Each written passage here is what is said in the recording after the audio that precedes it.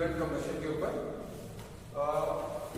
कोयले के एक सैंपल में 80% कार्बन, 10% हाइड्रोजन, 3% आपका ऑक्सीजन तथा 0.5% सल्फर पाई गई। यदि अतिरिक्त वायु का प्रयोग किया जाए तो इस सैंपल के 1 kg कोयले के लिए वास्तविक वायु की गणना कीजिए। तो देखिए हमारा जो क्वेश्चन है ये 2 पार्ट में सॉल्व होगा। एक जो कि हमने पहले की क्लास में भी किया है कि आपको सबसे पहले क्या है, न्यूनतम वायु की गणना करनी पड़ेगी।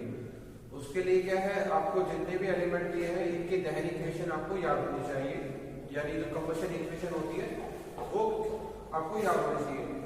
उसके बेस पे क्या करेंगे, आप न्यूनतम वायु की गणना कर लेंगे। अब इसमें साथ में जो दूसरी लाइन लिखी गई है कि यदि अतिरिक्त वायु का प्रयोग किया जाए तो कई बार क्या होता है कि आपका जो फ्यूल है, जो आपको ईंधन दिया गया है, वो पूरी तरीके से बर्न नहीं होता है, यानी पूरी तरीके से जलता नहीं है। तो आपको क्या है, अतिरिक्त वायु की जरूरत पड़ती है। जो भी न्यूनतम वायु आपकी आ रही है कैलकुलेट होके, उससे वो फ्यूल जल नहीं रहा है यदि, तो आपको क्या है, एक्स्ट्रा या एक्सेस एयर की आपको जरूरत पड़ेगी, जिसे हम अतिरिक्त वायु कहते हैं।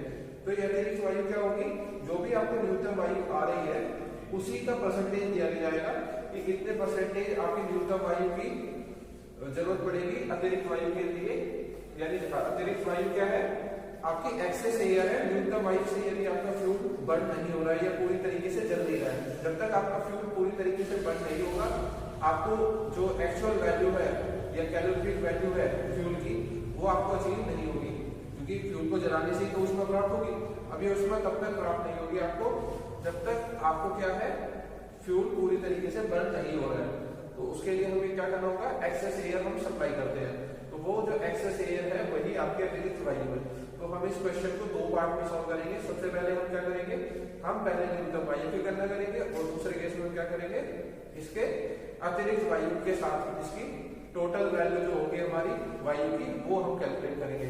तो सबसे पहले हम जो देख रहे हैं, हम पहले कर रहे हैं न्यूनतम वायु की गणना।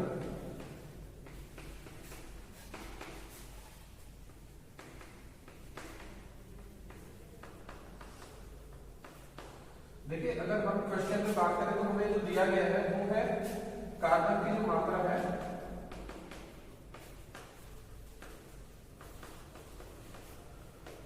ये है आपकी 80%। यदि क्योंकि क्वेश्चन में जो दिया गया है कि इस सैंपल के 1 kg फ्यूल के लिए वास्तविक वायु की आपको गणना करनी है। देखिए अब यहाँ पे चेंज आया है, जो लास्ट क्लास से जो चेंज आया है, लास्ट क्लास में हम बात कर रहे थे न्यूनतम वायु की गणना, अब यहाँ कर रहे हैं वास्तविक वायु की गणना। तो वास्तविक वायु में क्या होगा, आपका न्यूनतम वायु भी होगी और आपकी अतिरिक्त वायु भी होगी, ये आपको ध्यान रखना है। जब क्वेश्चन में केवल पूछे न्यूनतम वायु, तो वहां फिर एक्सेस एयर या अतिरिक्त वायु नहीं दी जाएगी। तो हमारे पास कार्बन की मात्रा 80% है। अगर हम इसे 1 kg फ्यूल से के रेस्पेक्ट में देखें तो हमारे पास 0.8 kg क्या है, कार्बन है। कह सकते हैं यदि 1 kg फ्यूल दिया गया है हमारे पास और उसमें 80% कार्बन है, तो हम कह सकते हैं कि 0.8 kg क्या है आपके पास, कार्बन है। सेकंड आता है आपका हाइड्रोजन की मात्रा। तो हाइड्रोजन की मात्रा क्या है आपके पास,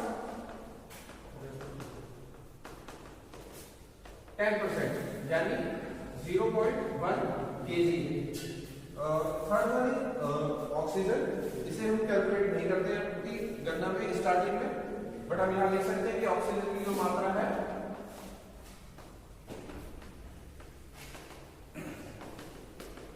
दैट इज 3%, और अगर फिर फ्यूल के रेस्पेक्ट में देखें तो 0.3 kg।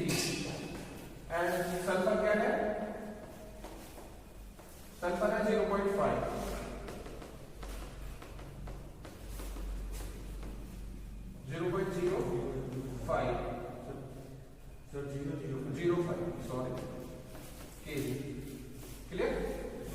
अब हमें इनकी दहन इक्वेशन देखनी है, कंबशन इक्वेशन देखनी है।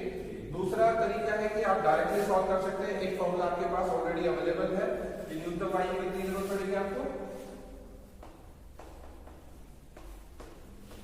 क्योंकि आपकी जो गणना है वो आपकी वेट यानी भार के आधार पर है। आप देखिए यहाँ पे आपको ध्यान रखना है कि आयतन दिया गया है या भार दिया गया है।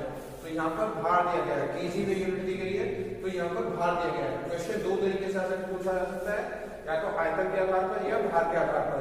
दहन इक्वेशन सेम होती है बट आयतन के आधार पर थोड़ा सा चेंजेस आ जाता है, उसे हम नेक्स्ट क्वेश्चन में करेंगे। बट यहाँ पर क्योंकि ये भार के आधार पर है तो आपको फॉर्मूले में कुछ चेंज आ जाते हैं। आपको पता है कि भार के आधार पर जो ऑक्सीजन की अवेलेबिलिटी है वो 23% है वायुमंडल में, जबकि आयतन पे 21 है। ये मैं पहले भी डिस्कस कर चुका हूँ। तो न्यूनतम वायु की जो मात्रा है वो हम डायरेक्टली फॉर्मूले से कैलकुलेट कर सकते हैं। 100/23 32/12c plus 8h minus O/8 plus s। In case अगर एक्सेस ऑक्सीजन दी गई है तो ये हमने यहाँ पर ये दे दी। अगर फ्यूल के अंदर पहले से ऑक्सीजन अवेलेबल है तो ये वो हमने माइनस कर दिया है। ये सब एलिमेंट हमारे पास है तो इससे भी हम डायरेक्टली कैलकुलेट कर सकते हैं। दूसरा तरीका है कि हम हर एक एलिमेंट की पहले कंबशन इक्वेशन देखें और फिर उसके बाद हम टोटल ऑक्सीजन की कैलकुलेशन करें। तो सबसे पहले हम देखते हैं, इसको डायरेक्टली हम यहाँ पे वैल्यू पुट कर सकते हैं। कार्बन की हमें क्या है 0.8 दिया गया है, हाइड्रोजन हमें 0.1 है, ऑक्सीजन की हमारे पास 0.03 है एंड सल्फर आपको 0.005 दिया गया है। तो हम डायरेक्टली वैल्यू पुट करके यहाँ से न्यूनतम वायु निकाल सकते हैं। न्यूनतम वायु से फिर हम वास्तविक वायु की गणना कर सकते हैं। दूसरा तरीका है कि आप पहले सबसे पहले क्या देखेंगे, कार्बन का है। तो कार्बन के दहन में आपको ध्यान रखना चाहिए कि कार्बन ऑक्सीजन की उपलब्धता में कार्बन डाइऑक्साइड देगा आपको। अगर इनके आणविक या एटॉमिक वेट की मॉलिक्यूलर वेट की बात करें तो मॉलिक्यूलर वेट 12 दैट इज 32 44। ये क्या है बाई वेट यानी भार के आधार पर है आपके। क्लियर? अगर हम इसको आयतन के आधार पर अगर बात करने लगे तो हमारे पास क्या है 1 एक आयतन कार्बन का है, इसी तरीके से ऑक्सीजन का एक आयतन है। तो हम इस तरीके से और इसी तरीके से हमारे पास कार्बन डाइऑक्साइड का भी एक आयतन है। तो हम आयतन के आधार पर भी गणना कर सकते हैं। तो हम यहां से कह सकते हैं कि आपको 12 जो एलिमेंट है कार्बन के उनको दहन करने के लिए 12 यूनिट कार्बन को दहन करने के लिए 32 यूनिट ऑक्सीजन की आवश्यकता होगी। या यहां से कह सकते हैं कि 1 यूनिट आयतन कार्बन के दहन के लिए आपको 1 यूनिट आयतन ऑक्सीजन की आवश्यकता होगी। क्लियर है? तो यहां से हम ये पता कर सकते हैं कि नहीं लिख सकते हैं कि इस भार के आधार पर हमें इतनी ऑक्सीजन चाहिए और आपके वॉल्यूम के आधार पर हमें इतनी ऑक्सीजन की जरूरत पड़ेगी। तो हम हमारा क्वेश्चन क्योंकि यहाँ पर केवल वेट के आधार पर है तो हम वेट के आधार पर लिख रहे हैं। तो यहां से हम कह सकते हैं कि 1 केजी कार्बन के दहन के लिए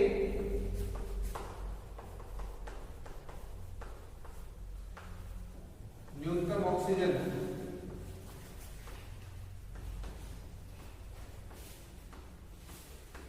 कितनी चाहिए थी हमको, that is 32/12 clear KG oxygen. अब आपके पास कार्बन कितना है यहाँ पर 0.8 केजी। क्वेश्चन में ध्यान रखना है आपके पास कितना है 0.8 केजी। तो 0.8 केजी कार्बन के दहन के लिए न्यूनतम ऑक्सीजन कितना हो गया 32/12 इंटू 0.8। ये आप कैलकुलेट कर लेंगे। क्लियर? कैलकुलेट कीजिए। देन उसके बाद में अगर हम बात करें तो यहाँ पर हम कह सकते हैं कि जो सेकंड पार्ट है हमारा दैट इज हमें क्या चाहिए, हम यहाँ पर हाइड्रोजन की मात्रा चाहिए। तो हाइड्रोजन का दहन आपके पास है, हाइड्रोजन के दहन की equation H plus O2 gives you H2O जलवाष्प मिलेगा आपको। बैलेंस करेंगे अगर हम इस इक्वेशन को तो हमारे पास ये इक्वेशन इस तरीके से आ जाती है। तो यहाँ पर 4 32 36 तो हमें एक अगर हम इस इक्वेशन से कहें तो हमें एक हाइड्रोजन यूनिट के लिए 8 यूनिट ऑक्सीजन की आवश्यकता पड़ेगी। क्लियर? तो इस तरीके से हमारे पास 2 एलिमेंट का यहाँ पर दहन आ गया है। अब इसके बाद हम क्या करेंगे, तीसरे यूनिट का दहन करेंगे हम, ठीक है। तो तीसरे यूनिट के दहन के लिए हम क्या करेंगे,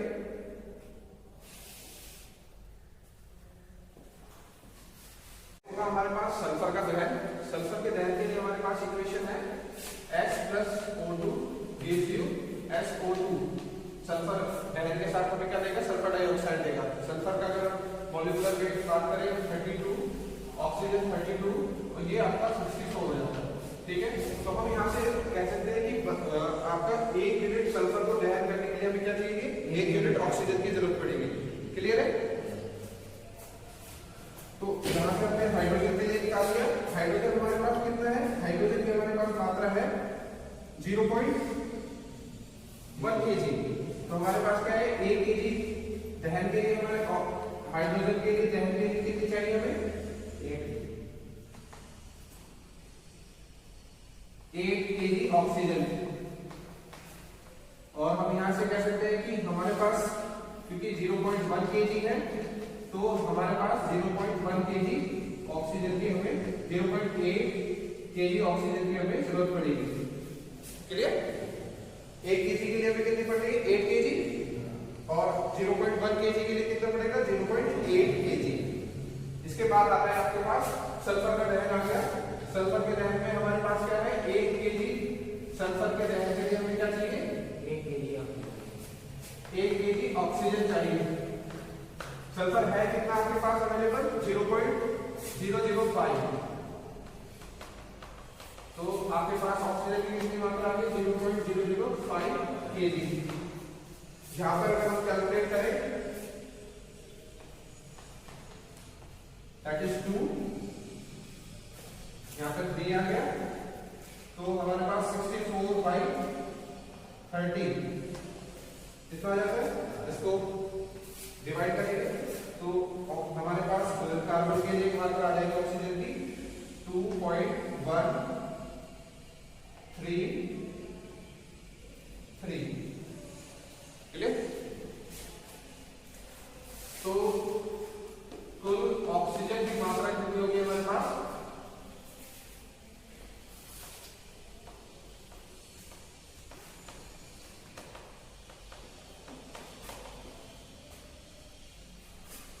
कार्बन की मात्रा 2.133, हाइड्रोजन की मात्रा 0.8, सल्फर की मात्रा 0.005, प्लस आपके फ्यूल के अंदर पहले से ऑक्सीजन उपलब्ध है तो उस मात्रा को हम क्या करेंगे, उस मात्रा को हम क्या करेंगे, माइनस कर देंगे। जो मात्रा आपके फ्यूल के अंदर पहले से है तो उतनी कम वायु, उतनी कम ऑक्सीजन हमें जरूरत पड़ेगी। ऑक्सीजन अगर आपके फ्यूल में पहले से है तो वो जलने के ही काम आएगी, तो उतनी मात्रा को हम यहाँ पर माइनस कर देंगे। तो 0.03 ये क्या मात्रा है, ये आपकी पहले से फ्यूल के अंदर उपलब्ध मात्रा है ऑक्सीजन की। तो इसे कैलकुलेट करेंगे तो हमारे पास आंसर आ जाएगा। कैलकुलेट कीजिए। देखिए अब इसके बाद जो हम नेक्स्ट निकालेंगे वो हम कैलकुलेट करेंगे। अब हमारे पास न्यूनतम वायु की हमें जरूरत पड़ेगी। न्यूनतम वायु कितनी चाहिए हमें, केवल ये आंसर कैलकुलेट कीजिए, बाकी लिखने के बाद करेंगे। तो न्यूनतम वायु की हमें कितनी जरूरत पड़ेगी, तो न्यूनतम वायु के लिए हमारे पास पहले से डेटा अवेलेबल है। न्यूनतम वायु, तो न्यूनतम वायु का हमें मिलती है 23 kg ऑक्सीजन, हमें मिलती है 100 kg AFC। कितना ये 1 kg ऑक्सीजन हमें कहां से मिलेगी, 100/23 kg AFC हमें ये ऑक्सीजन मिलेगी। अब हमारे पास अमाउंट कितना है, हमारे पास अमाउंट कितना रहा है,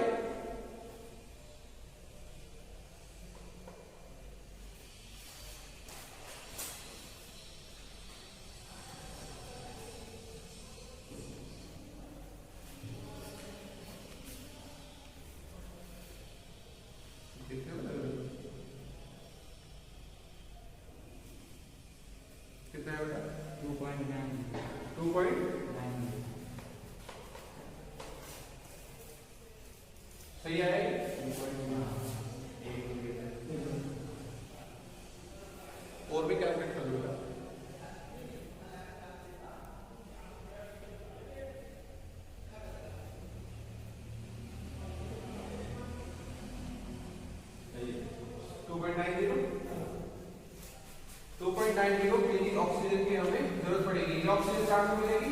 2.9 kg ऑक्सीजन की हमें कितना मिलेगा? 100/23 मल्टीप्लाई बाय 2.90। कैलकुलेट करिए कितना है। जब भी न्यूमेरिकल आपको सॉल्व करा जाए तो उस समय क्या करना है, आपको कैलकुलेशन पे ध्यान देना है, ना कि लिखने के ऊपर ध्यान देना है। ये हम क्वेश्चन को उतार ले, कॉपी कर ले, केवल कैलकुलेशन पे ध्यान दीजिए, क्योंकि ऑलरेडी बुक के अंदर अवेलेबल है।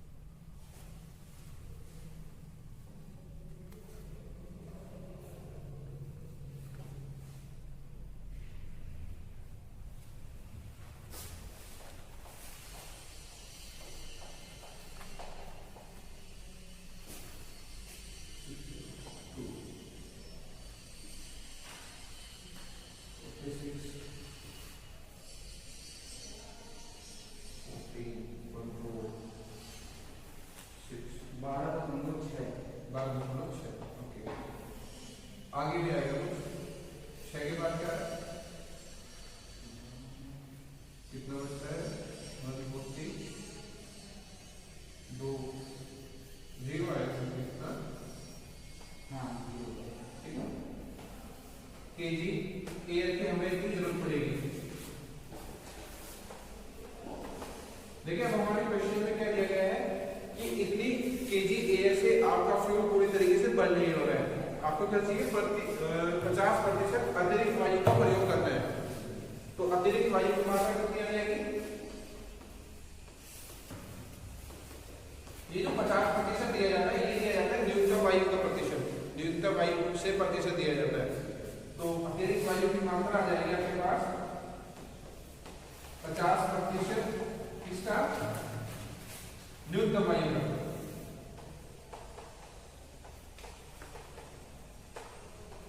न्यूनतम वायु 12.6, तो अतिरिक्त वायु कितनी होगी? 6.3, हाफ हो जाएगी 6.30 kg एयर। अब हम यहां से क्या निकाल सकते हैं? वास्तविक वायु निकाल सकते हैं। वास्तविक वायु कितनी आ गई आपके पास? न्यूनतम वायु प्लस अतिरिक्त वायु।